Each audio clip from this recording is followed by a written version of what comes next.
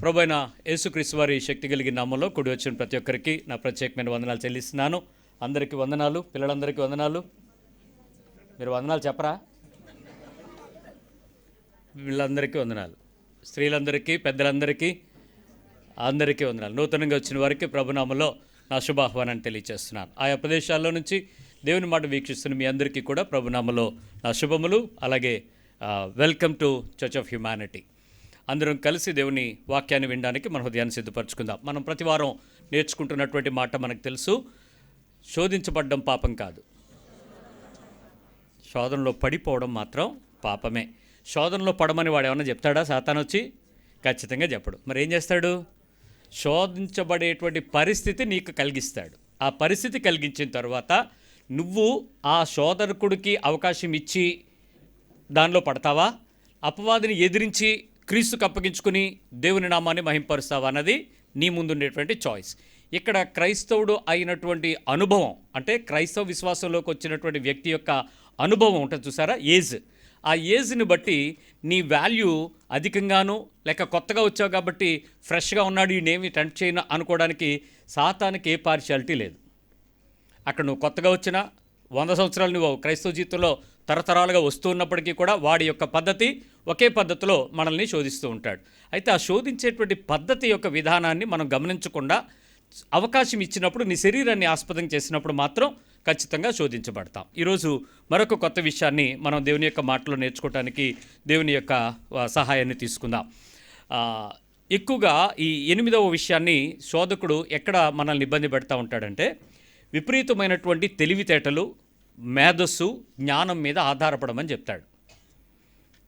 నీకు వచ్చినటువంటి పరిస్థితి ఎలాంటిదైనా, సమస్య ఎలాంటిదైనా, ఇబ్బంది ఎలాంటిదైనా, ఇరుకు ఎలాంటిదైనా, లేక ఆ పరిస్థితిని తాడుకోవడానికి బయటకు వెళ్ళటానికి నీకు ఏ అవకాశం లేకపోయినప్పుడు నీకంటూ కొన్ని సామర్థ్యాలు ఉన్నాయి, నీకంటూ కొన్ని బలములు ఉన్నాయి, నీకంటూ కొన్ని తెలివితేటలు ఉన్నాయి, నీకంటూ కొంత జ్ఞానం ఉంది. దాని మీద ఆధారపడు. ఎందుకు నువ్వు ప్రతిసారి దేవుడు అంటావు? దేవుడి దగ్గరికి వెళ్ళాల్సిన అవసరం ఏంటి? నీకు ఎక్స్పీరియన్స్ ఇచ్చాను కదా, దానిలోకి వెళ్ళు అని ప్రేరేపిస్తూ ఉంటాడు. ఈ ప్రేరేపించేటువంటి విషయాలలో చాలా సందర్భాలు మనకి కొన్ని దేవుని యొక్క మాటలుగా కూడా మనకి వినపడటానికి ప్రయత్నం చేస్తాయి. ఒక ఉదాహరణ మీకు చూపిస్తాను. నిర్గమకాండము ఒకసారి రండి. నిర్గమకాండము 14వ అధ్యాయము. నిర్గమకాండము 14వ అధ్యాయము. ఈ అధ్యాయంలోకి వచ్చేటప్పటికి మోషేకి దేవునికి మధ్యలో చాలా చక్కటి కన్వర్సేషన్ నడుస్తూ ఉంటుంది. ఎంత చక్కటి కన్వర్సేషన్ అంటే, హ్యాపీగా ఒక మనిషితో మాట్లాడుకుంటున్నట్టు, ఏది ఫోన్లో కాదు, ఫేస్ టు ఫేస్ అలాంటి కన్వర్సేషన్ నడుస్తూ ఉంటుంది. మొదటి వచనంలో, మరియు యెహోవా మోషేతో ఇలాగూ సెలవిచ్చాను. ఎంత కంఫర్ట్గా ఉంది అన్నమాట, దేవుడు మాట్లాడుతున్నాడు అన్నట్టు ఉంది. ఈ మాటలో నుంచి కిందకు వచ్చేటప్పుడు ఇక్కడ సమస్య, దేవుడు మాట్లాడాడు, ఇదిగో మీరందరినీ నేను తీసుకెళ్తాను, వీళ్ళందరినీ నడిపించుకురా మోషే అన్నాడు. మోషే రెడీ అయ్యాడు, మొత్తానికి ప్రజలు రెడీ అయ్యారు, మొత్తానికి సామాన్లని సర్దుకున్నారు, గొర్రెలు, మేకలు, గాడిదలు అన్నీ పట్టుకున్నారు.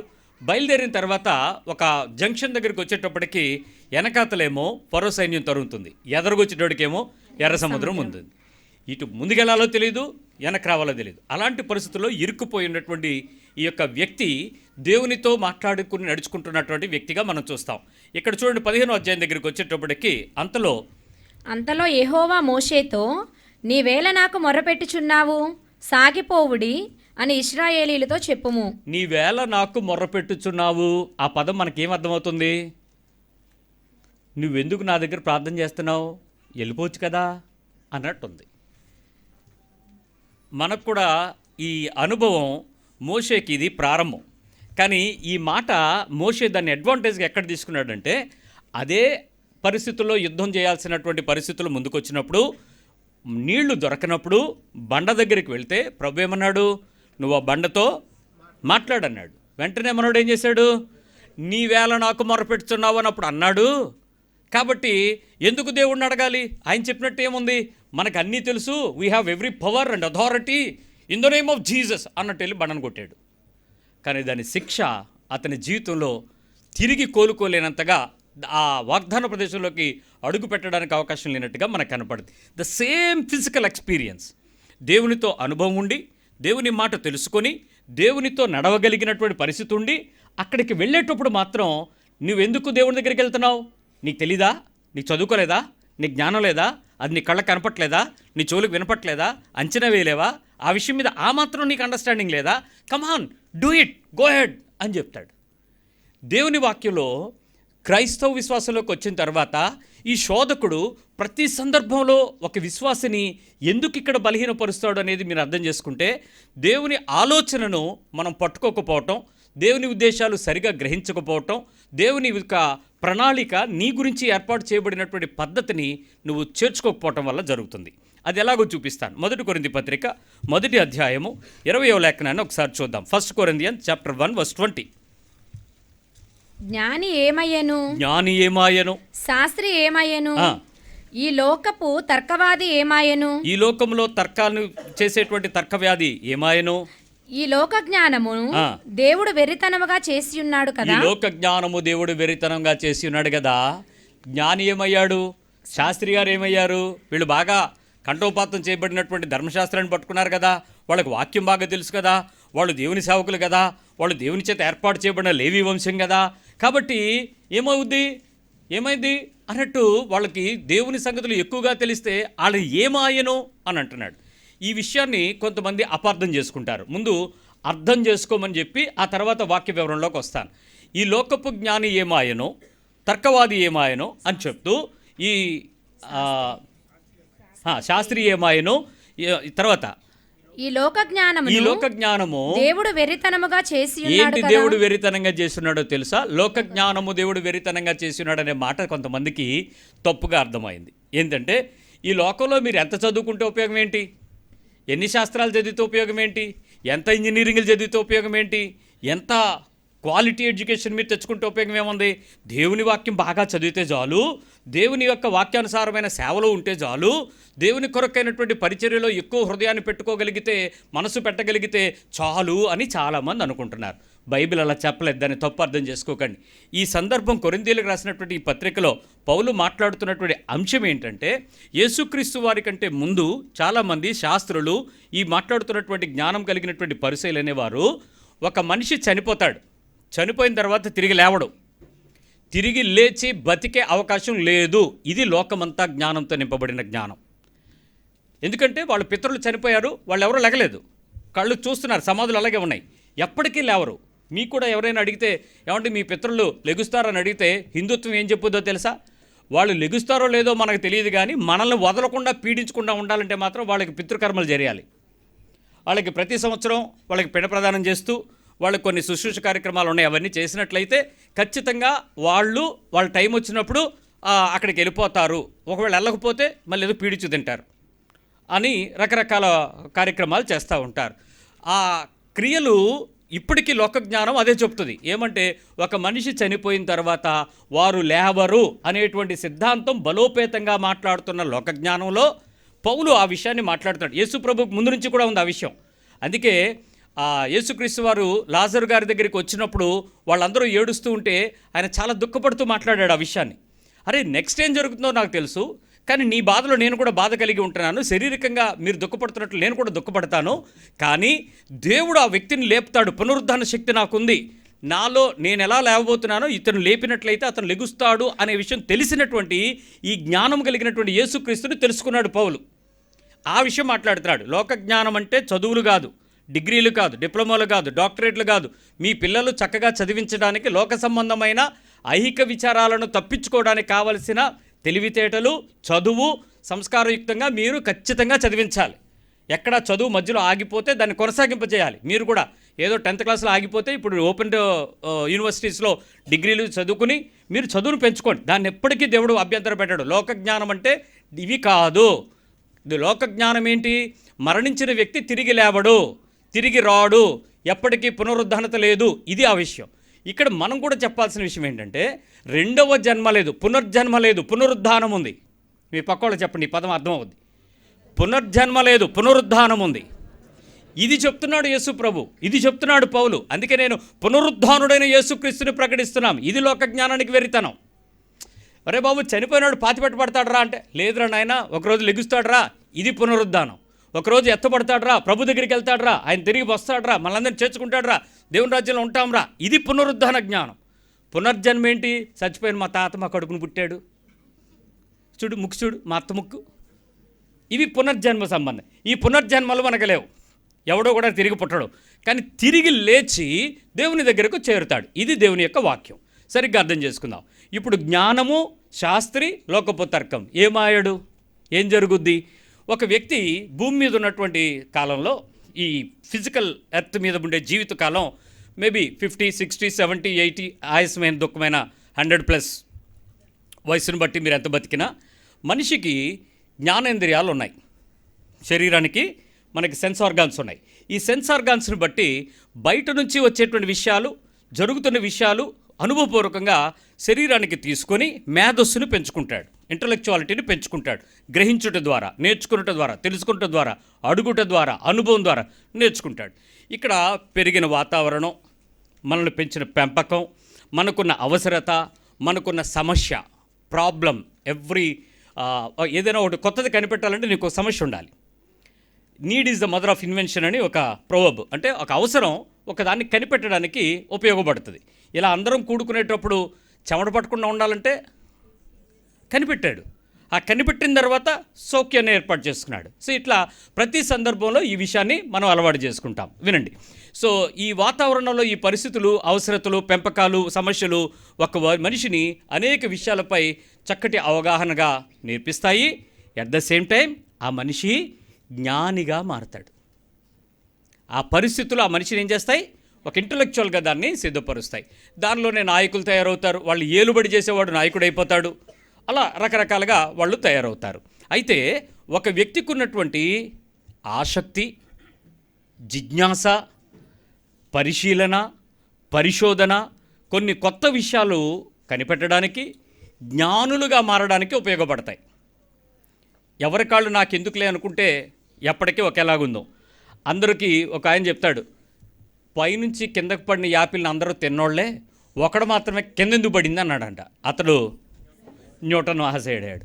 అందరూ తింటున్నారు, సగం తిన్న తర్వాత ఏమవుద్దని ఒకడు అనుకున్నాడంట. స్టీవ్ జాబ్స్ అయ్యాడు, యాపిల్ ఫోన్ కనిపెట్టాడు. అందరూ యాపిలే. సో ఎవడో ఏదో దానికి ఉపయోగించుకుంటే, దాన్ని దేనికి ఉపయోగించుకుంటే ఏదవుతుంది? ఒక సిద్ధాంత రూపానికి కర్త అవుతాడు. అట్లా జ్ఞానిగా దాన్ని మార్చుకోవడానికి ప్రయత్నం చేస్తాడు. ఇలాంటి ప్రతి సందర్భంలో ఏ విషయాలు అయితే సిద్ధాంతాలను కానీ ఆవిష్కరణలు కానీ అవుతున్నాయో, లోకంలో మనిషికి చాలా అనుభవాలు, చాలా తెలివితేటలు, చాలా జ్ఞానము ఏర్పడతా ఉంటాయి. ఈ పరిస్థితులు ఎప్పుడైతే మనిషికి ఏర్పడుతున్నాయో గమనించుకోవాల్సిన విషయం ఏంటంటే, ఈ జ్ఞానము కలిగినటువంటి వ్యక్తిగా ఎప్పుడైతే ఆ రూపాంతరం చెందుతూ ఉంటాడో, అతనికి అన్నీ తెలిసిపోయినాయని మీకు అర్థమైపోతున్నాయో, అన్నీ గ్రహించేస్తున్నారనే విషయాలు మీకు అవగాహన వస్తుందో, దేవుని గురించినటువంటి ఆసక్తి సన్నగిలద్ది. దేవుని గురించినటువంటి లోబడుట తక్కువ అవుతుంది. దేవుడు అంటే ఉంచాల్సినంత నమ్మకం తగ్గుతుంది. ఎప్పుడు లోక సంబంధమైన నీకు కొన్ని పరిస్థితుల మధ్య చక్కటి ఆలోచన, అవగాహన, జ్ఞానం ఇవన్నీ పెరిగిపోతూ ఉంటే ఆటోమేటిక్గా నీకు తక్కువైపోతూ ఉంటుంది. ఈ తక్కువైపోతున్న పరిస్థితిని బట్టి మనుషులు ఎలాంటి వారుగా మారుతారో మీకే తెలియాలి. ఇక్కడ గొప్ప పేరున్నవారు అనేటప్పుడు కొంతమంది పేరున్నవారు వేరు, జ్ఞానులు వేరు. మళ్ళీ చెప్తున్నాను, పేరున్నవారు వేరు, జ్ఞానులు వేరు. ఇక్కడ నేను ఓ మాట చెప్తాను వినండి. మీలో ఎవరికైనా ఫాతిమా బాష్ ఫెర్నాండెస్ తెలుసా? ఫాతిమా బాష్ ఫెర్నాండెస్ తెలీదా? ఈ 2-3 రోజుల నుంచి విపరీతంగా న్యూస్లో ఉన్నటువంటి ఆమె మిస్ వరల్డ్ 2025. ఆమె మంచి పేరున్న ఆవిడ. జ్ఞానియా? కాదే. సరే, మీకు బాగా పేరున్న వ్యక్తిని మీకు ఒక ఆవిడని పరిచయం చేస్తాను. జెమిమా రోడ్రిగ్స్ తెలుసా మీకు? ఎవరు ఆవిడ? మీ చుట్టమా? మీ చర్చా? కాదే. మరెవరు? ఒమెన్ క్రికెట్లో వరల్డ్ కప్ సంపాదించడానికి ఆవిడ కూడా ఒక భాగస్వామ్యాన్ని ఇచ్చి మంచి ఆట ప్రదర్శన చేసి సెమీఫైనల్స్ నుంచి ఇండియాని ఫైనల్స్కి తీసుకెళ్ళడానికి ఉపయోగపడినటువంటి ఒక ప్రయత్నం. రైట్. ఇప్పుడు చూడండి, వాళ్ళిద్దరు జ్ఞానులు అని చెప్తారా? కాదు. మరెవరు వాళ్ళు? వాళ్ళు పేరున్న వ్యక్తులు. అంటే తాత్కాలికంగా కొంతమంది మధ్యలో నేను గొప్ప, నాకు పలానా, నాకు ఆహా అనేటట్టు పేరు రావడం వేరు. వాళ్ళకు ఉన్నటువంటి జ్ఞానమును కలిగి ఉన్నటువంటి పేరు సంపాదించుకోవడం అనేది రెండు వేరు. ఈ విషయాలు కొద్ది కాలానికి గొప్ప పేరు వచ్చిన వాళ్ళు తర్వాత ఏమవుతారు? తగ్గిపోవచ్చు, ఆగిపోవచ్చు, మారిపోవచ్చు. కొత్త వాళ్ళు వచ్చినప్పుడు పాత వాళ్ళు రీప్లేస్ అయిపోతూ ఉంటారు. ఇలా మారిపోయటం వేరు, జ్ఞానం కలిగినటువంటి పరిస్థితులు వేరు. అయితే ఎక్కువ శాతం సాతాను మనుషుల్ని త్వరగా శోధించేటువంటి అద్భుతమైన వాడి లక్షణం ఏంటంటే జ్ఞానం. వాడికి ఉన్నటువంటి జ్ఞానాన్ని, అంటే నీకున్నటువంటి జ్ఞానాన్ని వాడు ఉపయోగించుకొని మనిషిని ఎక్కువగా శోధించడానికి ప్రయత్నం చేస్తాడు. మీలో ఎప్పుడైనా జ్ఞానము సంపాదించుకోవడానికి కొరకు మనుషులు చాలా ఎక్కువ సమయం వెచ్చించడం మనందరికీ తెలుసు. మోర్ టైమ్ వీఆర్ స్పెండింగ్ జ్ఞానం సంపాదించుకోవడానికి.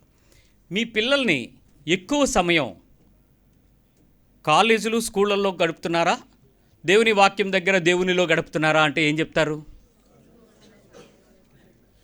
1వ క్లాస్ నుంచి ఎన్ని గంటల స్కూలు? 1వ క్లాస్ ఏంటి, ప్రీకేజీ దగ్గర తీసుకెళ్ళి పడేస్తారు. ఇంకా తర్వాత అదే ప్రీకేజీ, ఎల్కేజీ, యూకేజీ, ఇంకా అక్కడి నుంచి కేజీలు అయిపోయిన తర్వాత 1, 2, 3, ఇంకా అక్కడి నుంచి గంటలు మీరు పిల్లల్ని ఇంటికి వచ్చిన తర్వాత కూడా మీరు ఏం చేస్తారు తెలుసా?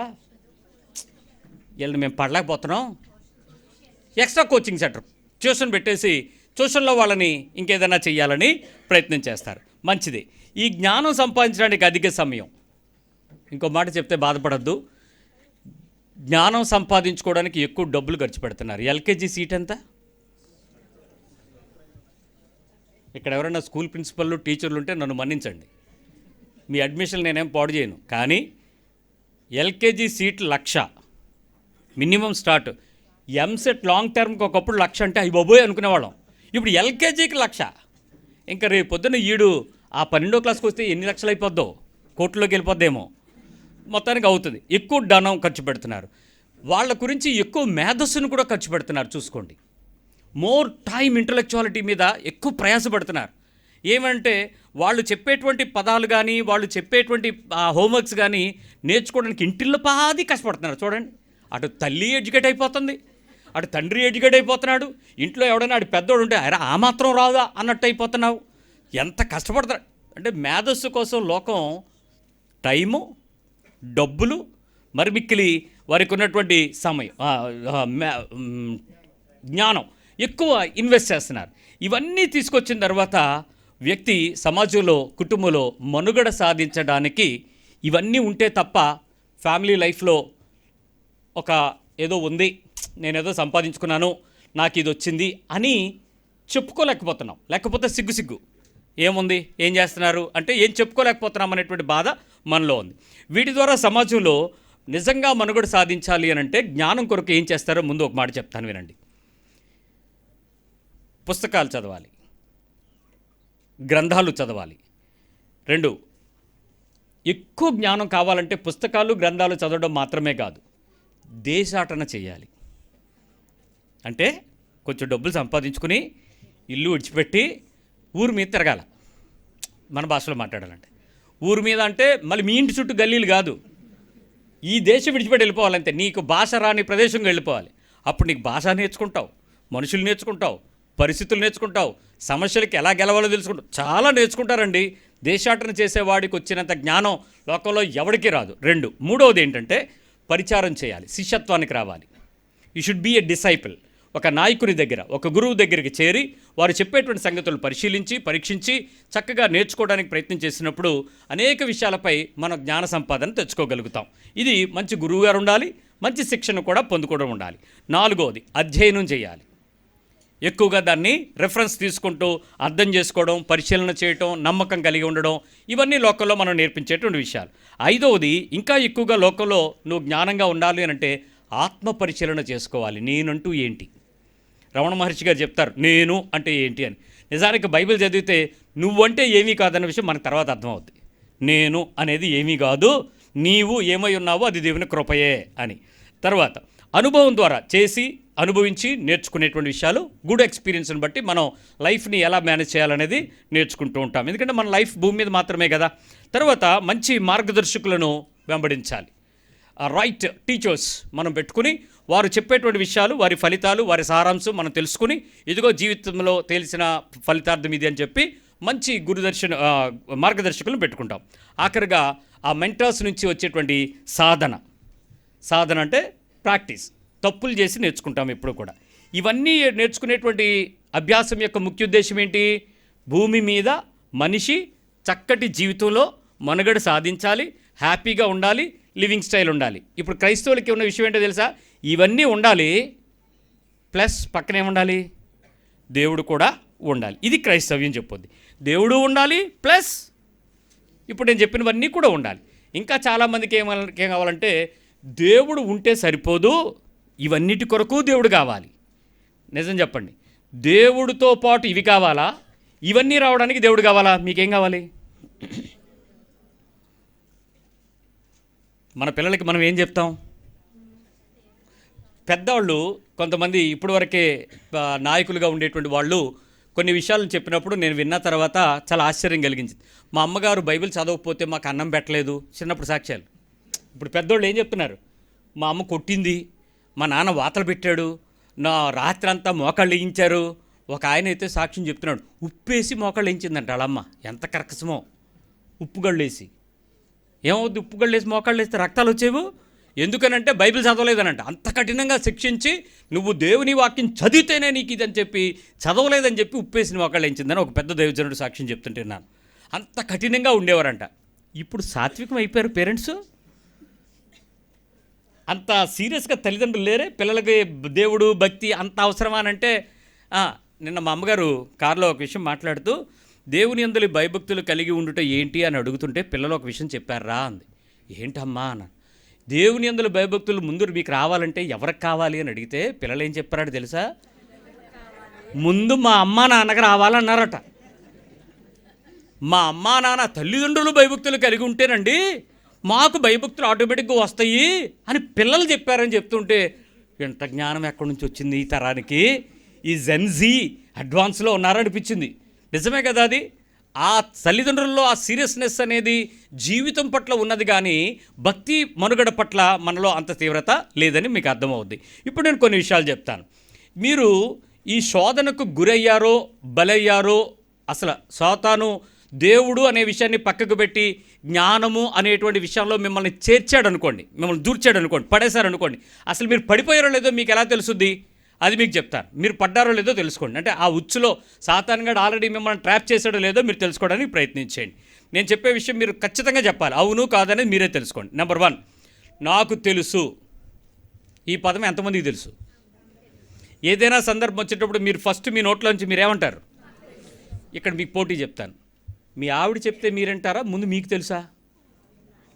పురుషులు ఫస్ట్ ప్రెస్టీజ్ ఏంటి? నువ్వేం చెప్పక్కర్లేదు, నేను హెడ్, నాకు తెలుసు. ఇప్పుడు వీళ్ళు ఏదన్నా 2-3 సార్లు చెప్పబోయారు అనుకోండి, అప్పుడు వీళ్ళు ఏమంటారు? తెలియదు అనుకున్నావా? మాకు తెలుసు. నిజానికి నువ్వు ఎప్పుడైతే నాకు తెలుసు అనే జ్ఞానం మీదకి నువ్వు మనసు వెళ్ళిందో సాతాను నిన్ను ఉచ్చులో పడేశాడు. వాడు నిన్ను పట్టుకున్నాడు. వాడు నిన్ను ఎప్పుడైతే పట్టుకున్నాడో నీకు అర్థం అవ్వాలి, అరే నేను తప్పు చేశానా ఏంటి, నాకు తెలుసు అనే పదం నేను వాడాను అంటే ఏదో జరుగుతుంది అనే విషయం నీకు అర్థం అవ్వాలి. నెంబర్ 1. నెంబర్ 2, దీని మీద నాకు ఒక ఐడియా ఉందండి, దీని మీద నాకు ఒక అవగాహన ఉందండి. ఎవరైనా అన్నారా? ఎవరికైనా ఉందా? ఏదైనా విషయంలో ఐ నో సంథింగ్, నాకు ప్లానింగ్ ఉంది, నాకు అవగాహన ఉంది, నాకు ఐడియా ఉంది. ఏదైనా సందర్భం వచ్చినప్పుడు మీకు ఆ పదం వచ్చిందా లేదా? ఎస్. ఎప్పుడైతే మీ మనసులో నాకు ఇది తెలుసు, నాకు ఒక అవగాహన ఉంది అని మీ మనస్సులోకి వచ్చిందో ద ఇమ్మీడియట్ మూమెంట్ సాతాను మిమ్మల్ని శోధిస్తున్నాడని మీకు అర్థం అవ్వాలి. అంటే నీకు అవగాహన లేకపోవడం తప్పు కాదు, నీకు ఆలోచన ఉండకపోవడం తప్పు కాదు, ఉండడం తప్పు కాదు, తెలియడం తప్పు కాదు. కాకపోతే అక్కడ నీ మనస్సును, నీ హృదయాన్ని అపవాది ఏం చేస్తాడంటే నీ జ్ఞానము మీద నువ్వు ఆధారపడు, నీ తెలివితేటల మీద ఆధారపడు, నీ మేధస్సు మీద ఆధారపడు అని నిన్ను తెలియకుండానే ఒత్తిడి చేస్తూ ఉంటాడు. ప్రతిసారి ఒత్తిడి చేస్తారు. ఏ సమస్య వచ్చినా ఫస్ట్ నిండు గురించి చూసుకోమంటాడు, తర్వాత దేవుడు అంటాడు. 3వ విషయం, ఎవరైనా చెప్పడానికి ప్రయత్నం చేస్తే నువ్వు నాకు చెప్పక్కర్లేదు, నేను విన్నాను, సారీ, అంత క్లాస్ పీకక్కర్లేదు అనిపించిందా? నాకు మీరు చెప్పక్కర్లేదు అనిపించిందా? ఎప్పుడైతే మీరు నాకు చెప్పక్కర్లేదని ఒకళ్ళు చెప్పబోతున్నటువంటి కరెక్షన్ కానీ సలహాని కానీ సూచన కానీ మీరు అని నెట్టేశారో శోధకుడు గెలిచాడు, మీరు ఓడిపోయారు. మీ దేవునిని మీరు పక్కకు పెట్టి దేవునికి స్థానాన్ని పక్కకు తీసి నాకు తెలుసు అనేటువంటి విషయానికి నీవు వినకుండా ఉండడానికి నీ హృదయాన్ని కఠినపరుచుకుంటున్నావు. 4, నాకు చాలా అనుభవం ఉంది, ఈ విషయంలో నాకు చాలా అనుభవం ఉంది, నాకు తెలుసు, I have good enough experience. నిజానికి నీకు అనుభవం ఉంది అని ఏ విషయంలోనైనా మీకు ఒక పదం మీకు తెలిస్తే అది అబద్ధం. నేను మళ్ళీ చెప్తున్నాను, ఏ విషయంలోనైనా నువ్వు ప్రొఫెషనల్ ఎక్స్పర్ట్ అవ్వచ్చు, but you or half knowledge fellow. నువ్వు పూర్తి జ్ఞానం నీ దగ్గర లేదు, దేవుని దగ్గర ఉంది. ఆ విషయం నీకు అర్థం కాదు. మేబీ ప్రపంచంలో నిన్ను గిన్నిస్ బుక్కి కర్తగానో లేకపోతే దానికి నీవు ప్రారంభికుడుగానో నిన్ను ఎత్తిపెట్టచ్చు, కానీ జ్ఞానము దేవుని దగ్గర ఉన్నంత నీ దగ్గర లేదు. అందుకే బైబిల్ చెప్తుంది, నీ లోకపు జ్ఞానం ఏమాయనో. నువ్వు అనుకుంటున్నావు అది జ్ఞానం అనుకుంటున్నావు, కానీ కాదు. Maybe you are professionally you are excellent, నువ్వు అన్ని విషయాల్లో టాప్ అనుకో, కాదు, దేవునికన్నా నువ్వు తక్కువే. నా ఐదో విషయం చెప్తాను. నేను దీని గురించి చదివాను, నాకు ఏఐ తెలుసు, నాకు perplex pro membership free Airtel కాబట్టి, లేకపోతే జెమినీ నా దగ్గర ఉంది, నాకు చాలా విషయాల్లో ఆర్టిఫిషియల్ ఇంటెలిజెన్స్ ఉంది కాబట్టి దాని నుంచి నేను చాలా ఎక్స్ట్రాక్ట్ చేయగలుగుతాను. మేబీ యు ఆర్ గుడ్, నువ్వు దాన్ని ఎక్స్ట్రాక్ట్ చేయటంలో ప్రొఫెషనల్గా నువ్వు చాలా పని చేయొచ్చు. డెఫినెట్గా నువ్వు ఆ విషయాన్ని సాధించావు. నిజంగా చెప్పనా, ఈ విషయాల్లో నేను చదివాను, నాకు ఏఐ తెలుసు, ఇవన్నీ నీకు ఎన్ని తెలిసినా దీని వెనక జ్ఞానానికి మూలం ఎవరు? కానీ అపవాది ఏం చెప్తాడో తెలుసా, అవసరం లేదు, ఎందుకు అంత ప్రయాస, చాలా సింపుల్ కదా ఈ మెథడు, వాడేసుకో, టెక్నాలజీని వాడేసుకో అంటాడు. 6, నేను చేయగలను, నాకు సామర్థ్యం ఉంది, నాకు తెలియందేమీ లేదు. ఇది గర్వం. నాకు సామర్థ్యం ఉంది, నేను చేయగలను, నాకు తెలియందేమీ లేదు. మేబీ గుడ్, నీకు తెలియదేమీ లేకపోవచ్చు. నిజానికి నీకు అన్నీ తెలుసా? మీ పక్కన అడగండి, మీకు అన్నీ తెలుసా అని. మీకు అన్నీ తెలిసిన వాళ్ళు మీకు తెలుసా అని అడగండి. పోనే నేను చెప్పనా, అన్నీ తెలిసిన వాళ్ళు కొంతమంది ఉన్నారు, మీకు తెలియాలి. ఈ లోకంలో అన్నీ తెలిసిన వాళ్ళు ఎవరో చెప్పనా, ఒక అబ్బాయి ఒక అమ్మాయిని ప్రేమిస్తున్నాడు అనుకోండి, ఇద్దరు ఏక్ దూజేకి వెళ్ళేలాగా ఉన్నారనుకోండి, నువ్వు లేక నేను లేను, నిన్ను బట్టి నేను, ఇలా పాటలు పాడుకుంటున్నారనుకోండి, ఆ పిచ్చిది ఉందే ఆడపిల్ల, ఈ పిచ్చోడు ఉన్నాడే, వీడు ఏం చెప్పినా నమ్ముద్ది. ఎంత నమ్ముద్దంటే వీడు ప్రపంచ జ్ఞానంలా కనపడతాడు ఎరిదానికి. ఇది డిగ్రీ చదివిందా, డిప్లొమా చదివిందా, డాక్టర్ చదివిందా కాదు, ప్రియురాలకి జ్ఞానిలా కనపడతాడు. ఎందుకంటే వీడికి అన్నీ తెలుసు అన్నట్టే ప్రవర్తిస్తాడు ఎర్రోడు. తర్వాత వేరే విషయాలు, రంగులు బయటపడితే అది వేరే విషయం. అంటే ఆ సందర్భంలో ఒక్కడే పెళ్లి కాక మునుపు ప్రేమించిన ప్రియుడు మాత్రమే ఆడికి అన్నీ తెలిసినట్టు ఉంటాడు. ఇది ఒక్కతే నమ్ముద్ది, ఇంకెవడో నమ్మడు. ఆ పిల్ల తల్లిదండ్రులు పిలిస్తే ఒక ఎదవ అంటారు వాళ్ళు. ఆడికి ఏం తెలియదు, డాడీ వెనకలు తిరుగుతావేంటే, ఎదవ పిచ్చోడు, ఆడికి ఏం తెలియదు. ఈవిడేమనుకుంటుంది, నీకేం తెలియదు డాడీ, ఆయనకు అన్నీ తెలుసు అంటుంది. ఇలాంటి వాడు ఒక్కడే ఉంటారు, ఇంకెక్కడో ఉన్నాడు ప్రపంచంలో. సరే, 7వ విషయం, మొన్న టెర్రరిస్ట్ యాక్టివిటీస్లో ఢిల్లీలో, కాశ్మీర్లో, ఆయా ప్రదేశాల్లో జరిగిన బాంబు పేలుళ్లకు సూత్రధారులు దేన్ని చూసి బాంబులు తయారు చేయడం కనిపెట్టరో తెలుసా? గొట్టం, యూట్యూబ్. ఈరోజు తెలియందేం లేదు, నేర్చుకోవడానికి తెలియంది ఏముంది? యూట్యూబ్ ఉంది. నాకు ఏమైనా నేను నేర్చుకుంటాను, ఏమైనా తెలుసుకోగలను, ఏదైనా సాధించగలను, ఎలాంటిదైనా కనిపెట్టగలను. ఓకే, యూట్యూబ్ ఉంది, ఇన్స్టాగ్రామ్ ఉంది, ఏదైనా నేర్చుకోవచ్చు. కానీ ఆ టైంలో కూడా నీకు చెప్పాల్సింది, నువ్వు సాతాను ఉచ్చులో పడ్డావు లేదు, నువ్వే తెలుసుకో, దాన్ని చూస్తూ ఎక్కువ టైం గడిపితే. నెంబర్ 8, నాకు మంచి జ్ఞాపక శక్తి ఉందండి. I have good memory. నాకు డిగ్రీలు ఉన్నాయి, నా దగ్గర నేనే రాసిన పుస్తకాలు ఉన్నాయి, లేకపోతే పెద్ద పెద్ద బుక్స్ ఉన్నాయి. గుడ్. మీకు మంచి మెమరీ పవర్ ఉండడం తప్పు కాదు. నీ మెమరీ పవర్ని చాలా అభ్యాసంగా వాడుకునే శక్తి నీకు ఉండొచ్చు. ఇవన్నీ నువ్వు చెప్పచ్చు, నాకు చాలా వెరీ గుడ్.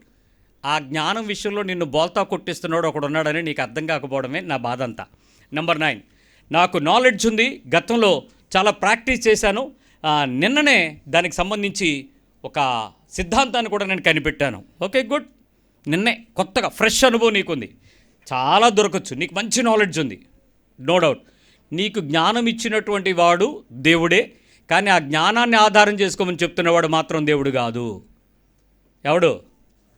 మీకు అర్థం చేసుకోండి. నెంబర్ 10, నాకంటూ ఒక టీం ఉంది, నాకు ఒక టెక్ సపోర్ట్ ఉంది, ఎలాంటి ప్రాబ్లంనైనా మేము ఛాలెంజింగ్గా దాన్ని గెలవగలం. గుడ్. నీ ఛాలెంజింగ్గా నువ్వు గెలవగలను అనేటువంటి నీ అనుభవం, ఎక్స్పీరియన్స్డ్గా నేను సాధించగలను అని చెప్పగలిగినటువంటి ఒక విశ్వాసం, తప్పకుండా నువ్వేదో ఒకటి సాధించగలవు. కానీ ఇక్కడే డెడ్లైన్ ఒక మాట చెప్పాలి. ఈ 10 అంశాలు మీలో చాలామందికి జ్ఞానము ఉంది, మేము ఏదైనా చెయ్యగలము అని మీరు ఉచ్చులో పడ్డారని చెప్పడానికి ఒక ఉదాహరణలు. ఇప్పుడు నేను మిమ్మల్ని ఒక మాటకు తీసుకొస్తాను, వినండి. 100 సర్జరీలు చేసిన డాక్టర్కి దేవుడు అవసరమా? Yes are no? 100 సర్జరీలు చేసేసాడు ఆయన. నెక్స్ట్ ఏం చేయకుండా కత్తిరి ఏమైపోద్ది? స్పాట్లోకి వెళ్ళిపోద్ది, మంచి ఎక్స్పీరియన్స్ వెళ్ళిపోతాడు. నేను థొరాయిక్ సర్జన్, అంటే గుండెలో స్టంట్స్ వేసేటువంటి ఎక్స్పీరియన్స్ కలిగినటువంటి ఒక చీఫ్ డాక్టర్ గారిని కలిసినప్పుడు ఆయన ఆఫీస్లో సర్జరీ జరుగుతున్న ఆన్ టేబుల్ మీద జరుగుతుంటూ మధ్యలో బయటకు వచ్చి నాకు చూపిస్తున్నాడు. సార్ చూడండి, ఇక్కడ నుంచి ఇక్కడ వరకు బ్లాక్ ఉంది, ఇక్కడ నుంచి బ్లాక్ ఉంది అని అంటే నేను అన్నాను, ఏమంటే అది వై జంక్షన్ కదా, అక్కడికి మీరు తీసుకెళ్ళి స్టంట్ రిలీజ్ చేస్తే అది రప్చర్ అయితే మరి అన్నాను. అంటే ఆ పక్కన ఇంకొక ఆవిడ వచ్చి, అదే head of the operation theatre ఆవిడ వచ్చి ఏమన్నారు తెలుసా, నా భుజం మీద ఇలా చేసి, సార్ ఆయన ఎక్స్పీరియన్స్ ఎంతో తెలుసా అంది. ఎంత అండి అన్నాను. 25 years అంది. అమ్మయ్యా, ఇప్పుడు ధైర్యం వచ్చింది. ఎందుకు? Doctor is having good experience అని తెలిసేటప్పుడు రిస్క్ ఆయన చేతిలో పెడతాం, ప్రాణం ఆయన చేతుల్లో పెడతాం. దేవుడి చేతిలో పెడతారా, ఆయన చేతిలో పెడతారా? What you say? డాక్టర్ని నమ్ముతారా, దేవుడు నమ్ముతారా? వైద్యో నారాయణో హరి, కాబట్టి ఆయనే దేవుడు అనేసే ఆ వేదాంతాలు చెప్తాం. ఖచ్చితంగా నువ్వు ఎవరు నమ్ముతావు? అప్పుడు దేవుడిని, డాక్టర్నే నమ్ముతావు. రైట్. రెండో విషయం చెప్తాను. మంచి చదువుకున్నటువంటి ఒక ఇంజనీర్, టెక్నాలజికల్గా అన్ని సపోర్టు తెలిసినటువంటి ఒక ఇంజనీర్ దేవుడు నమ్ముతాడా, తన టెక్నాలజీని నమ్ముతాడా?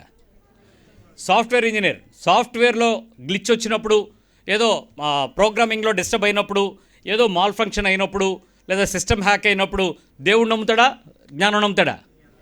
Very good. Mechanic troubleshoot చేయాల్సి వచ్చినప్పుడు దేవుడు నమ్ముతాడా, అతనికి ఉన్న ఎక్స్పీరియన్స్ నమ్ముతాడా? ఎక్స్పీరియన్స్. టెక్నీషియన్స్ ప్రాబ్లమ్ షూట్ చేసి దాన్ని వర్కౌట్ చేయాల్సి వచ్చినప్పుడు ఆడి బలాన్ని నమ్ముతాడా, లేకపోతే దేవుడు నమ్ముతాడా? బలాన్ని నమ్ముతాడు. ప్రీచర్స్ అంటే నాలాగా ప్రీచ్ చేసేవాళ్ళు దేవుడి మీద ఆధారపడతారా, ఏఐ, యూట్యూబ్, ఇతర రకరకాలు ఉన్నాయి. ఈ మధ్యకాలంలో చాలా సాఫ్ట్వేర్ చాలా అప్డేట్ వచ్చేసినాయి. పాస్టర్లకు సపరేట్ సాఫ్ట్వేర్లు ఉన్నాయి, తెలుసా మీకు? ఏ మెసేజ్ని కొంచెం అప్గ్రేడెడ్గా మాట్లాడాలనే టెక్నాలజీ కూడా వచ్చేసింది. సరే, ఎవరు నమ్ముతారో అది మీకు తెలుసుకోండి. హౌస్ వైఫ్స్, మీ చేతుల అనుభవాన్ని నమ్ముతారా, దేవుడు నమ్ముతారా? మీ పక్క వాళ్ళని అడగండి. వంటకి చెయ్యి తిరిగినోళ్ళు కదా మీరు. చేపల కూర మీరు ఉన్నట్టు ఎవరు వండలేరు. దేవుడిని అడిగి వండుతారా? మీకు నచ్చినట్టు ఎలా చేసినా కూర రుచి వచ్చేస్తుందా? మీరేం చెప్తారా, మా ఆవిడ ఎలా చేసినా అద్భుతం అంటారు కదా. అనుభవం దేవుడిని నమ్ముతుందా, చేతులు నమ్ముతున్నారా? Very good. ఉద్యోగంలో రెగ్యులర్గా చేస్తున్నటువంటి జాబ్ హోల్డర్స్, పొద్దున్న క్యారేజ్ పట్టుకుని వెళ్ళిపోయి రాత్రి చొప్పులు ఇడుచుకుని వచ్చేవాళ్ళు ఉంటారు కదా, వీళ్ళు దేవుడిని నమ్ముతారా, రెగ్యులర్గా వాళ్ళ అలవాటు నమ్ముతారా? అలవాటే కదా. ఎక్కడ దేవుడితో అవకాశం ఏముంటుంది, ఇంటరాక్షన్ ఏముండదు. Very good. స్కిల్డ్, నైపుణ్యం కలిగిన వాళ్ళు దేవుడు నమ్ముతారా, వాళ్ళ నైపుణ్యాన్ని నమ్ముతారా? నైపుణ్యాన్ని. ఒకవేళ స్పోర్ట్స్లో మంచి అనుభవం ఉందనుకోండి, దేవుడు నమ్ముతారా, నీ తాకత్ లేక నీ బలాన్ని నమ్ముతారా? ఇప్పుడు చెప్పండి, దేవుడు ఏమాయను? దేవుడి దగ్గర అవకాశం ఏంటి, దేవుని అవసరం ఏంటి? ఈ లోకపులో చాలామందికి తెలియని విషయం ఏంటంటే, దేవుని దగ్గరికి వెళ్ళాల్సిన అవసరం చాలా తక్కువ, నిన్ను నువ్వు నమ్మాల్సిన అవసరం ఎక్కువ. ఎందుకంటే నీకు చదువు ఉంది, నీకు తెలివి ఉంది, నీకు మేధస్సు ఉంది, నీకు జ్ఞానం ఉంది, నీకు బలం ఉంది, నువ్వేమైనా చేయగలవు. ఇది మనుషుల్ని రెచ్చగొట్టి ఏదో ఒకలాగా నిలబడడానికి అవకాశం ఇస్తాడు. నేను మళ్ళీ చెప్తున్నాను, డీప్ ట్రబుల్ వచ్చిందంటే ఖచ్చితంగా మీరు దేవుడి దగ్గరికి వస్తారు. రానంత వరకు ఎవరి దగ్గరికి వెళ్తారు? సమస్య రానంత వరకు ఎవరి మీద ఆధారపడతారు? సో మీ మీద మీకు ఉన్నటువంటి నమ్మకం, దేవుడి గురించి అంత ఆసక్తి అవసరం. ఒకవేళ ఏదైనా నార్మల్ రొటీన్ లైఫ్లో వాగ్దానం గుర్తు తెచ్చుకుని, దర్శనం గుర్తు తెచ్చుకుని, దేవా నువ్వే దిక్కు అనే ప్రార్థనలు వస్తాయా? సమస్య రానంత వరకు నీకు ఎప్పటికీ రాదు. Right. Let me come to the close point. మీలో ఎవరికైనా ఒక్క ఫోన్ కాల్ చాలు అన్నిటినీ చక్కబెట్టగలను అన్నవాళ్ళు ఉన్నారా? ఇక్కడ ఉన్నారా? ఒక్క ఫోన్ మీకు ఇస్తే ఇంటర్నెట్ కనెక్షన్ ఇచ్చి ఎలాంటి దాన్నైనా మీ చెట్టుకు తెప్పించగలరు. ఫోన్లు చేసి ఇసిగించో ఇబ్బంది పెట్టో ఎలాగొకలాగా నాకు ఒక ఫోన్ వస్తూ ఉంటుంది. రాత్రి 11:30 తర్వాత స్టార్ట్ అవుద్ది, 3:30 వరకు సతాయిస్తుంది ఆ ఫోను. హైదరాబాద్లో ఉంటారు వాళ్ళు. ఆ అమ్మాయి డ్యూటీకి వెళ్తుంది, ఐసీయూలో ల్యాబ్లో థియేటర్లో పనిచేస్తూ ఉంటుంది. ఆ అమ్మాయి ఏదో పెడత పని చేస్తుంది, నర్సు ఏదో ఇటు అటు ఏదో చేస్తుంది, నిద్రమత్తులోనో తెలుగులోనో అది తెలుగులోనో. ఇంకా రాత్రి సమస్య రాగానే ఇంకా నా ఫోన్ కొడుతుంది. నేనేం చేయాలి చెప్పండి? నేనేమన్నా హాస్పిటల్కి వెళ్తానా? ఇప్పుడు నేనేమన్నా సీనియర్ డాక్టర్నా, ఫిజిషియన్నా, నర్సునా? ఈ మూడు నాకు తెలియదు. నాకు తెలిసింది దేవుడి దగ్గరికి వెళ్ళడం. మాట్లాడితే నేను ఎత్తను, మ్యాక్సిమం ఎత్తను, కానీ ఎత్తేంతవరకు కొడద్ది. ఎంత ఊపుకో. ఓ రోజు బాగా ఇబ్బంది పడుతుంటే ఏంటోలే అని చెప్పి 3:10కి ఎప్పుడో ఫోన్ ఎత్తాను. అయితే అన్నయ్య చాలా ట్రబుల్లో ఉన్నాను, అర్జెంటుగా నువ్వు ప్రార్థన చేయాలంది. ఇప్పుడు సమస్య నీదా నాదా? ఇప్పుడు ఎవరు చేయాలి? నువ్వు ఆధారపడదంట. ఇప్పుడు నేను ఆధారపడాలా? ఇప్పుడు నేను ఆధారపడితే దేవుడు సహాయం నాకు ఇస్తాడా నీకు ఇస్తాడా? కానీ మీ నమ్మకం ఏంటంటే నేను ప్రార్థన చేస్తే నీ కార్యాలు జరుగుతాయి. మంచిది, నీ విశ్వాసాన్ని నేను తప్పు పట్టను. కానీ ప్రతి సందర్భంలో సమస్య విపరీతంగా ఉండేటప్పుడు నీ చేతిలో ఉండే ఫోన్తో చాలా పనులు అవుతాయి అనేటువంటి చాలామందికి నమ్మకం ఉంది. ఇక్కడ అపవాది నిన్ను దొరికింపజేసుకున్నాడు, నువ్వు దొరికిపోయావు, సాతాను ఉచ్చులో పడిపోయావు. మొదటి విషయం. రెండోది, నాకు చాలా పబ్లిక్ రిలేషన్స్ ఎక్కువ. పబ్లిక్ రిలేషన్స్ చాలా ఎక్కువ. నేను ఎక్కడికైనా ఎవరితోనైనా ఎలా వెళ్ళినా నేను వెళ్తే చాలు, నేను నిలబడితే చాలు, నేను మాట్లాడితే చాలు, నేను కనబడితే చాలు, నేను చెప్తే చాలు. పబ్లిక్ పిఆర్ ఎక్కువ. సో చాలామందికి ఈ పిఆర్ ఎక్కువ అనేటప్పుడు వాళ్ళకి సంబంధాల మీద నమ్మకం పెరిగినంత దేవుడి మీద నమ్మకం పెరుగుద్దా? పెరగదు. ఇప్పుడు నేను మీతో చెప్తాను, దేవుడి మీద నమ్మకం పెరిగిందన్నారో లేదో ఒక్కసారి నా మాటలకి మీ సమాధానం సరిగ్గా ఉండేలాగా చెప్పండి. 1 కొరింథీ పత్రిక 2వ అధ్యాయము 14వ వచనం చెప్తుంది. 1 Corinthians 2:14. ప్రకృతి సంబంధి అయిన మనుష్యుడు దేవుని ఆత్మ విషయములను అంగీకరింపడు. ఇక్కడ ప్రాబ్లం ఏంటంటే ప్రకృతి సంబంధమైన మనుషుడికి దేవుడు చెప్పేటువంటి ఆత్మ సంబంధమైన మనుషుల్ని ఏం చేయడట? అంగీకరింపడు. సమస్య ఏంటి? నువ్వు ఇంకా ప్రకృతి సంబంధంగా ఉండి దేవుడు తెలుసు, దేవుని శక్తివంతుడని తెలుసు, దేవుని వాక్యం మంచిదని తెలుసు, నా జీవితాన్ని మార్చాడని తెలుసు, కానీ దేవునికి పూర్తిగా ఒప్పుకోలేకపోవటం ప్రకృతి సంబంధి యొక్క బలహీనత. పూర్తిగా ఒప్పుకోడు, పూర్తిగా లోబడడు. ఇక్కడ మీకు చిన్న ఎగ్జాంపుల్ చెప్తాను. మీరు దేనిని నమ్ముతారో ప్రకృతి సంబంధం ఆత్మ సంబంధం మీకు తెలిసిపోండి. చిన్నపిల్లలు, ఇక్కడ ఉన్నటువంటి చిన్నపిల్లలు, ఒక 4-5 ఏళ్ళు వరకు ఉండేటువంటి పిల్లలు, 4 అంటే మాట్లాడేస్తారు, ఓ 2 ఏళ్ళు అనుకుందాం, అంటే మాటలు వచ్చి రాని వయసులో ఉండేటువంటి పిల్లలు విపరీతంగా ఏడుస్తున్నారు. ఇంట్లో రాత్రి 7 గంటలకి పడుకోబెడుతున్నారు, ఆడు ఉలిక్కుపడి లెగుస్తున్నాడు, లేచి తుల్లు పడుతున్నాడు. పిల్లలు 2 ఏళ్ళలో పిల్లలు తుల్లుపడి లెగిసిపోతున్నారు. మీరు పాలు పడుతుంటే కక్కేస్తున్నారు, కక్కేటప్పుడు కూడా మళ్ళీ ఇంత ముద్దలుగా కక్కుతున్నారు. మీ ఇంట్లో ఒక పెద్దలు ఉంటారు, పెద్దలు వయసులో పెద్దలు, అదే జ్ఞానులు, ముసలోళ్ళు. వాళ్ళు వచ్చి ఏం చెప్తారు తెలుసా? పిల్లోడు ఇంత బాగా ఉరుకులకు పడుతున్నాడంటే గాలి పట్టింది, దిష్టి తగిలింది, భయపడుతున్నాడు. ఏం చేయాలి ఇప్పుడు? ప్రకృతి సంబంధమైన మనిషి వెంట్రుకలను, మిరపకాయలని, ఇంత ఉప్పుని తీసుకొని వచ్చి ఇరుగు దిష్టి, పొరుగు దిష్టి, ఆ కళ్ళు దృష్టి, ఏళ్ళ దృష్టి, అటు సైడ్ నుంచి 3 సార్లు, మళ్ళీ ఇటు సైడ్ నుంచి 3 సార్లు ఫు తీసుకెళ్ళి ఏం చేయాలి? నిప్పుల మీద వేస్తే, ఉప్పు నిప్పుల మీద వేసినా, వెంట్రుకలు నిప్పుల మీద వేసినా, మిరపకాయలు నిప్పుల మీద వేసినా పడపడలు ఆడవా? అప్పుడు వీళ్ళు ఏమంటారు తెలుసు? ఎంత దిష్టో, నువ్వు ప్రకృతి సంబంధివి. ఈ లోపు ప్రకృతి సంబంధం ఏం చేస్తారు తెలుసా? ప్రేరాయలు ఏది అమ్మా, బుడ్డి ఏది? కొబ్బరి నూనె ఏది? బాబుతో ప్రార్థన చేయించాం కదా బుడ్డి. దినకరణ్ గారు ప్రార్థన చేసి ఇచ్చాడు కదా జీసస్ కాల్స్ బుడ్డి. అక్కడికి వెళ్ళాం కల్వర్ బుడ్డి, అక్కడికి వెళ్ళాం థామస్ బుడ్డి.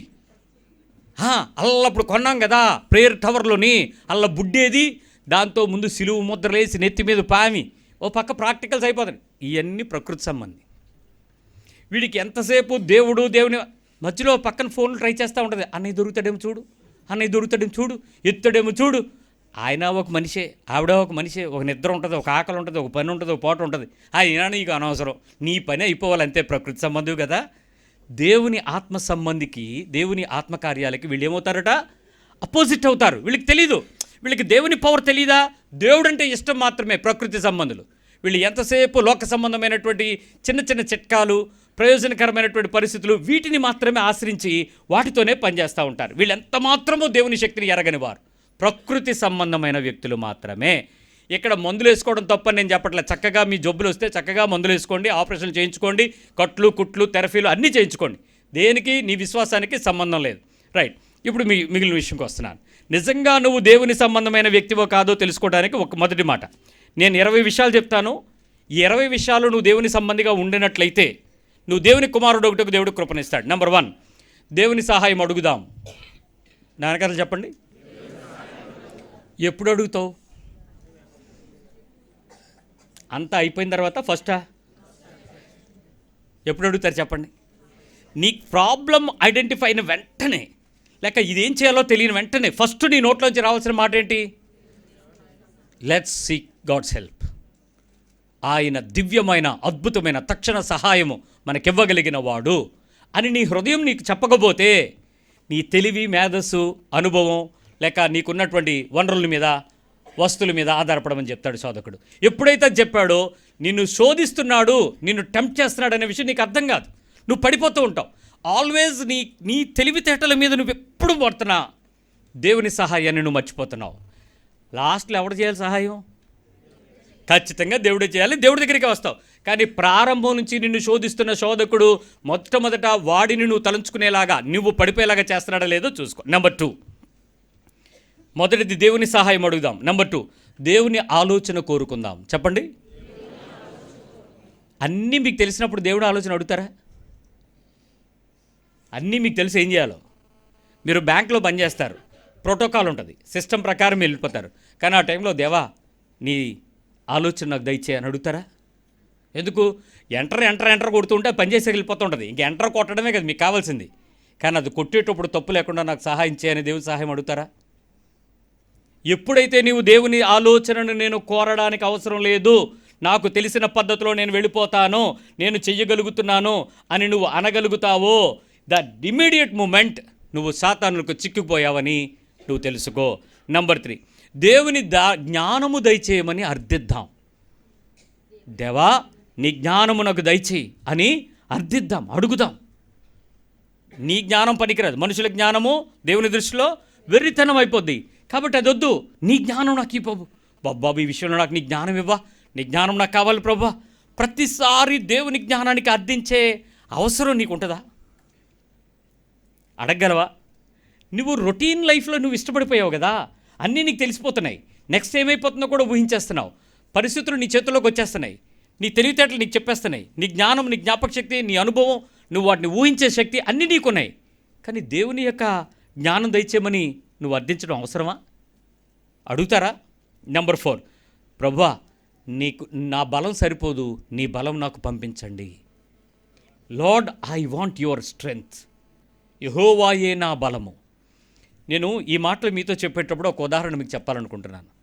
దావీదుకు యుద్ధం చేయడం తెలియదు, కానీ సింహం నోరు చీల్చడం తెలుసు. దావీదుకి యుద్ధంలో ఉపాయాలు ఎలా చేయాలో తెలియదు, కానీ ఎలుకబంటిని చీల్చి చెండాడి దాన్ని చంపడం తెలుసు. మరి అలాంటి బలం కలిగిన వ్యక్తి దేవుని దగ్గరకు వచ్చి ప్రభువు యొక్క బలం పంపమని ఎందుకు ప్రతిసారి అర్థిస్తాడు? ఒక వ్యక్తికి దేవుని బలం ఎప్పుడు అవసరం? అతని సామర్థ్యం లేనప్పుడు కదా, పిరికోడైనప్పుడు కదా, బలహీనుడైనప్పుడు కదా. కానీ ప్రతిసారి అతను దేవా నీ బలము యెహోవా నా బలమని ఎందుకు పాట రాస్తాడు? ఎందుకు ఆ పాటలు పాడతాడు? యెహోవాయే నా బలమని ఎందుకు మనం యథార్థమైనదనే పాటలు ఎందుకు రాసుకుంటాం? గుర్తుపెట్టుకోండి, నీ జీవితంలో నీ బలము నీకు సరిపడినంత ఉండొచ్చు, నీ బలము నువ్వు నమ్మగలగచ్చు, కానీ దేవుని బలము మీదకు నువ్వు వస్తున్నావా లేదో చూసుకో. నెంబర్ 5, దేవుని శక్తి నాకు కావాలి. Lord I want your potential, your energy. నీ శక్తి నాకు కావాలి, నా శక్తి తక్కువ. I know that I'm limited. Lord I want your power, I want your energy, I want your source. ఎప్పుడు అడుగుతారు? అన్నీ మీ దగ్గర ఉన్నాయి కదా. మీ పాకెట్ నిండా డబ్బు ఉండేటప్పుడు దేవుని దగ్గరికి వెళ్ళి ప్రభువా నీ హెల్ప్ కావాలని అడుగుతారా? ఎవరు నమ్ముతారు అప్పుడు? మిమ్మల్ని మీరు నమ్ముతారు, మీ డబ్బుల్ని మీరు నమ్ముతారు కదా. ప్రతి సందర్భంలో మీరు ఎప్పుడైతే దేవుని శక్తి కావాలి అని అడగడం ప్రారంభిస్తారో సాతానుని మీరు గెలవడానికి దేవుని యొక్క బలమును మీరు ఆశ్రయిస్తున్నారని అర్థం. పొరపాటును కూడా నీ శక్తిని, నీ సామర్థ్యాన్ని నువ్వు నమ్ముతున్నట్లయితే జాగ్రత్త సుమి, నువ్వు నష్టపోవటానికి చాలా దగ్గరగా ఉన్నావు.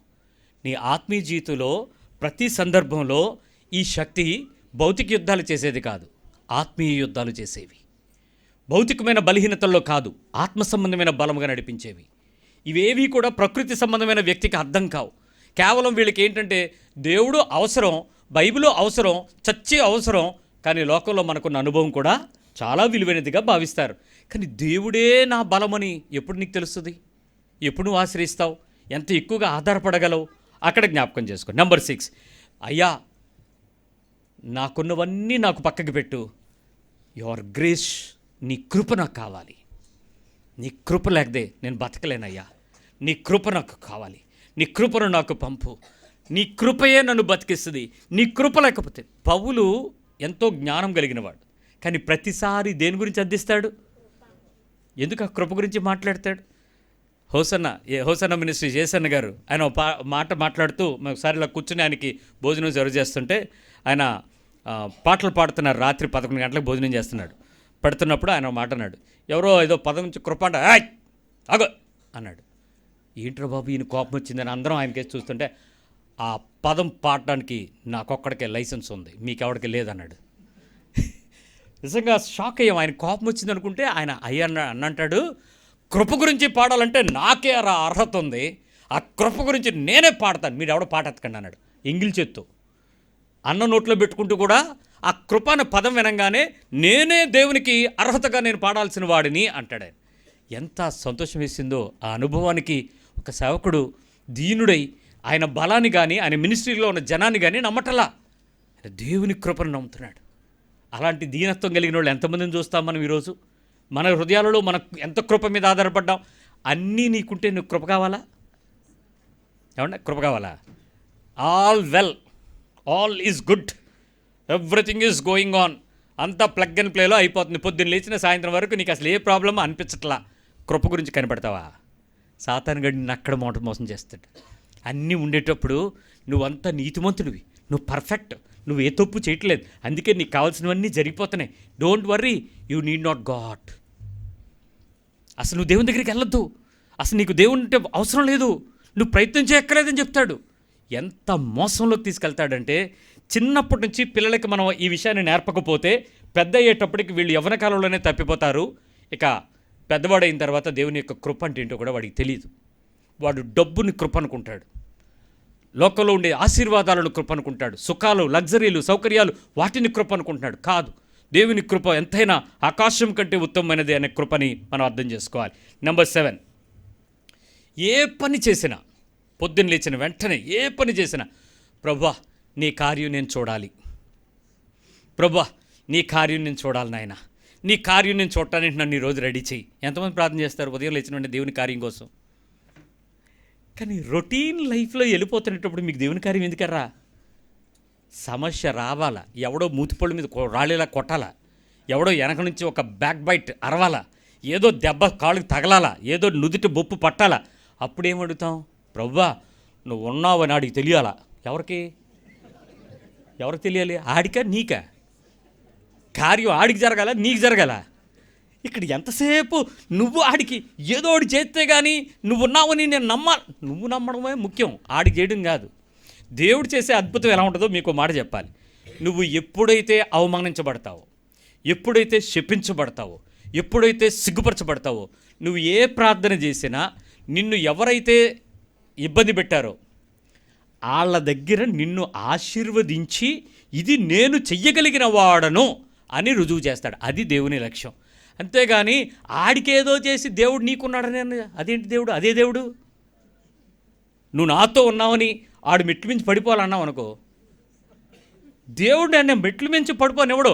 నీ దగ్గరికి ఆడు 2 అంతస్తులు ఎక్కువ వచ్చేలాగా నేను 2వ అంతస్తులు ఇల్లు కొనేలా చేస్తాడు. నువ్వేమో ఆడి పడిపోవాలనుకోండి. అసలు దేవుని యొక్క ప్రణాళిక నీకు సరిగా అర్థమైతే నువ్వు అలాంటి పదాలే వాడవు. దేవా నీ కార్యం నేను చూడాలి, ఈరోజు నీ కార్యం నాకు దయచేయి ప్రభా. ఎవరైనా స్త్రీలు మీకు ఒక కృపావరం ఇస్తున్నాను, తీసుకెళ్ళండి.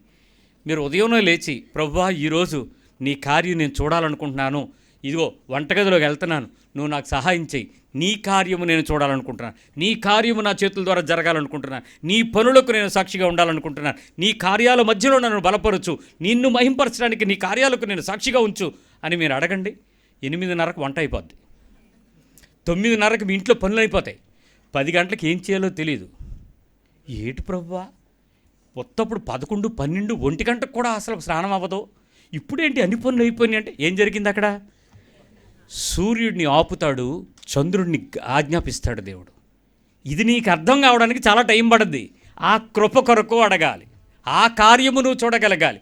ఒత్తిడి, చాలామంది చెప్తారు ఆఫీస్లో పని అండి బాబోయ్, ప్రభువా నీ కార్యము నేను చూడాలయ్యా, ఈరోజు నీ కార్యం అంతేనా? పొద్దున్న లేచి పిఏ ప్రోగ్రామ్ ఏంటి అని ప్లానింగ్ లేస్తావా? నీవు ఆర్గనైజర్ తీసుకుని టైంకి నెక్స్ట్ ఇవన్నీ నెక్స్ట్ అండి. దేవుని కార్యాన్ని నువ్వు అర్థించడం, యాచించడం, దేవుని సహాయం తీసుకోవడం మాత్రమే నువ్వు దేవుని మీద ఆధారపడుతున్నావు అనడానికి ఒక గొప్ప సాక్ష్యం. నీవు నీ బలాన్ని ఎప్పుడూ నమ్మద్దు, దేవుని కార్యానికి ఎప్పుడు చూడాలని ఎదురు చూడాలి. నెంబర్ 8,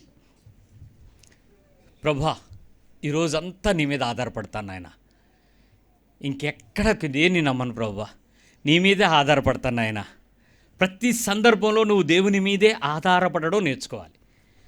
ఆయన మీద ఆనుకొనుట, ఆధారపడుట, ఈ పదాలు గుర్తుపెట్టుకోండి.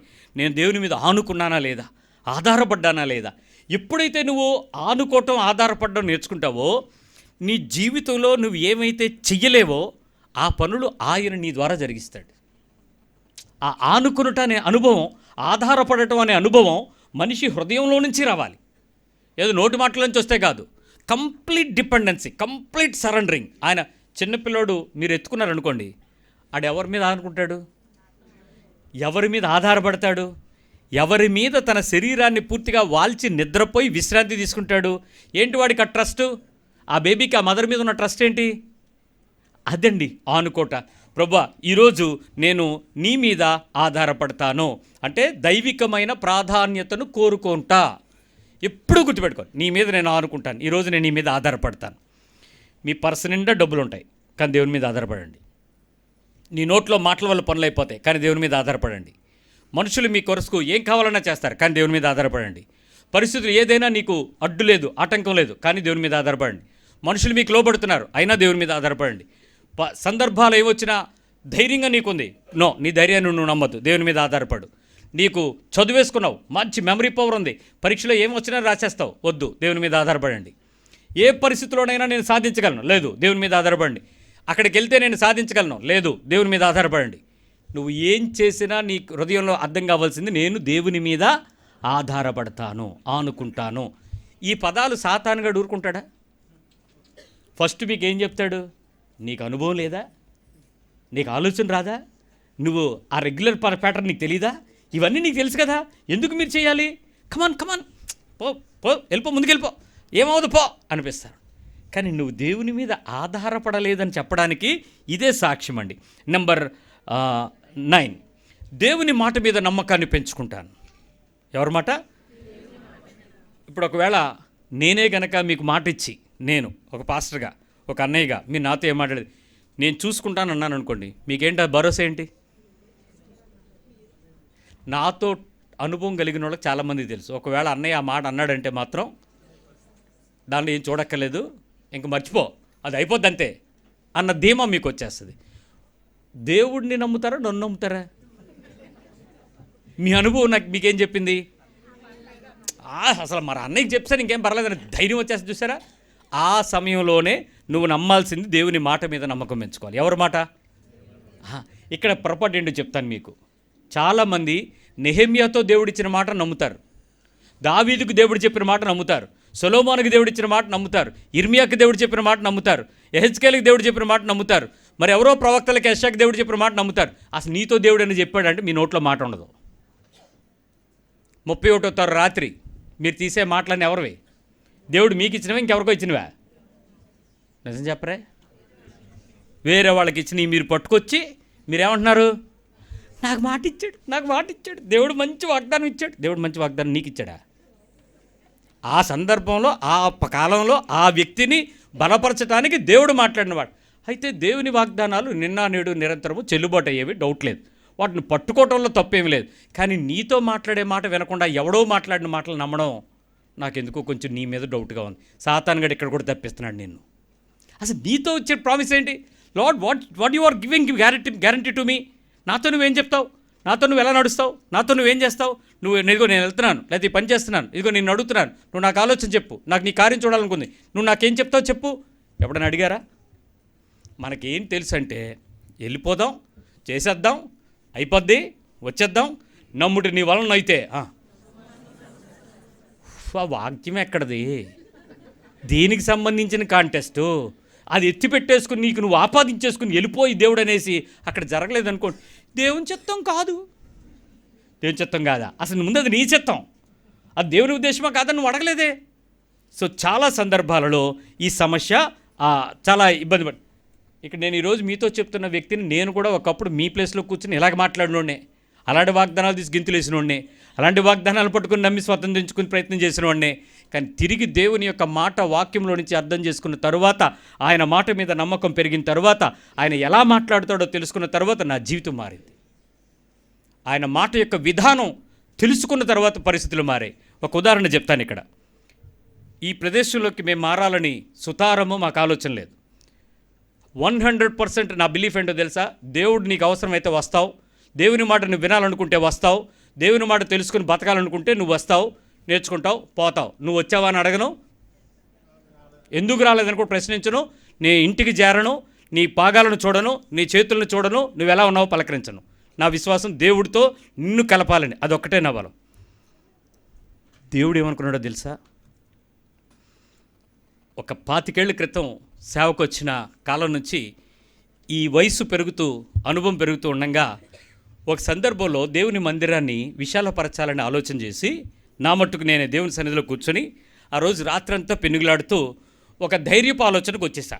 ఏమన్నాను తెలుసా? ప్రభువా, ఇప్పటికి హాఫ్ సెంచరీ కొట్టాను, అప్పటికి నా వయసు 50 ఇయర్స్.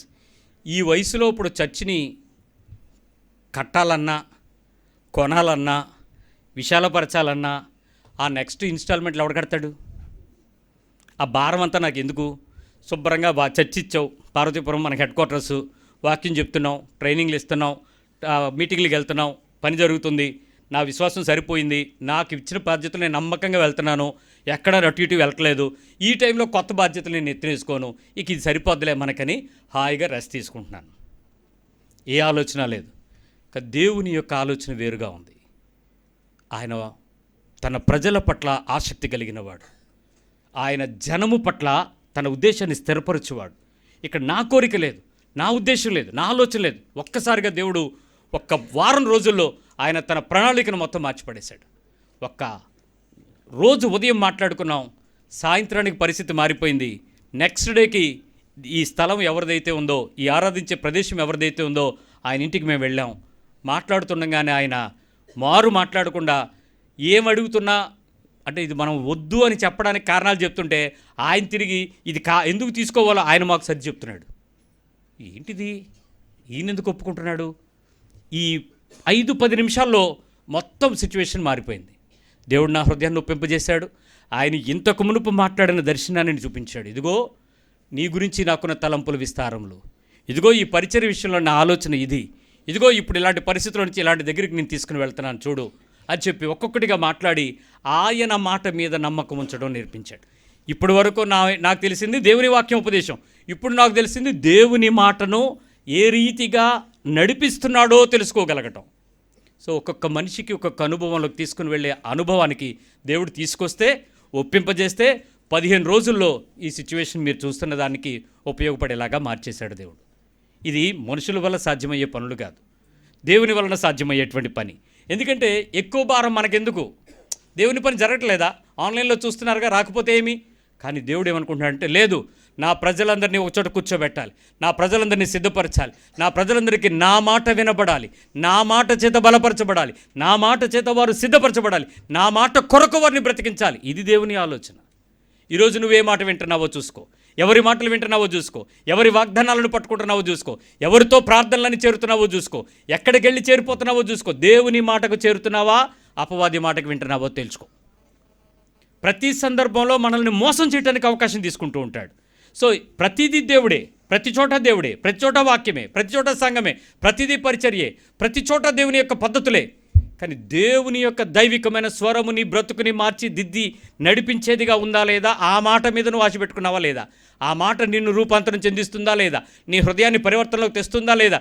సాతానుగాడు అంటాడు, నువ్వేం మారక్కలే, ఇప్పటివరకు చాలా మారిపోయావు, ఎన్ని సంవత్సరాల నుంచి వెళ్తున్నావో ఈ పరిచర్యలో, బెస్ట్ అయిపోయావు అంటాడేమో. లేదు, ఆయన మాట మీద నమ్మిక పెట్టుకోవాలి, ఆయన మాట మీద ఆశ పెట్టుకోవాలి. ఆ స్థాయికి నీ హృదయాన్ని ఎంత ఎక్కువగా సిద్ధపరచుకున్నావో చూసుకో ఒక్కసారి. నేను ఇక్కడ ఆపి ముందుకు వెళ్దాం, వచ్చే వారం మనం విందాం.